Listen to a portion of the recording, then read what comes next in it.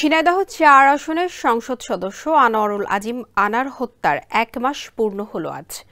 এতদিনে রহস্যের জট দুদেশের গোয়েন্দারা কতটুকু খুলতে পেরেছে তা নিয়ে চলছে আলোচনা বিশ্লেষণ। তদন্তের অগ্রগতি হলেও অনেক ক্লু এখনও অজানা।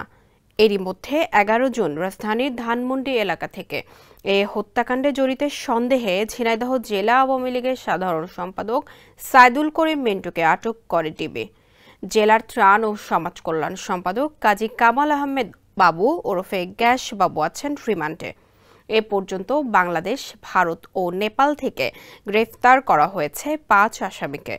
১ মাসেও নিশ্চিত হওয়া যায়নি উদ্ধার হওয়া দেহাবশেষ আনারের কিনা।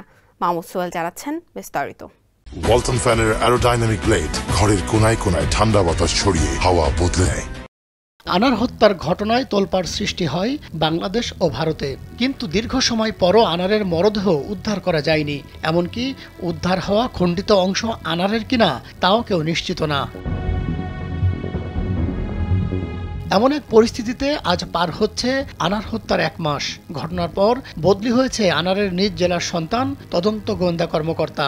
নানা তৎপরতার পরও হত্যার রহস্য উন্মোচন করতে পারেনি গোয়েন্দারা। ক্ষণে ক্ষণে বদলেছে হত্যাকাণ্ডের মোড়।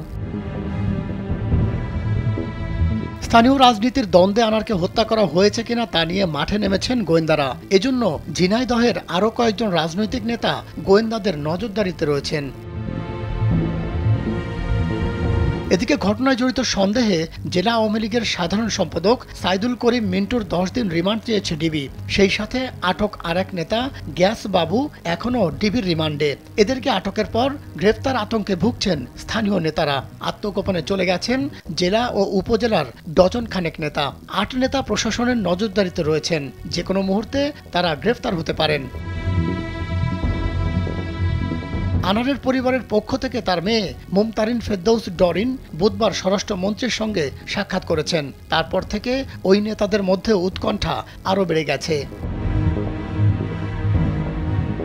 আনারের ভাই এনামুল হক ইমান অভিযোগ করেছেন, এই হত্যাকাণ্ডে রাজনৈতিক বিরোধী প্রতিপক্ষরাই জড়িত। ২০১৭ সালেও আনারকে হত্যার চেষ্টা হয়। গত নির্বাচনে আনারের বিরুদ্ধে মনোনয়ন চেয়েছিল মিন্টু, কিন্তু নিজে মনোনয়ন না পেয়ে আনারের বিরুদ্ধে আব্দুর রশিদ খোকনকে সমর্থন জানান তিনি। তখন কালীগঞ্জের এক জনসভায় হাজার হাজার মানুষের সামনে মিন্টু ঘোষণা দিয়েছিল, এদেশের মাটিতে জায়গা হবে না আনারের। মাহমুদ সোহেল, কালবেলা।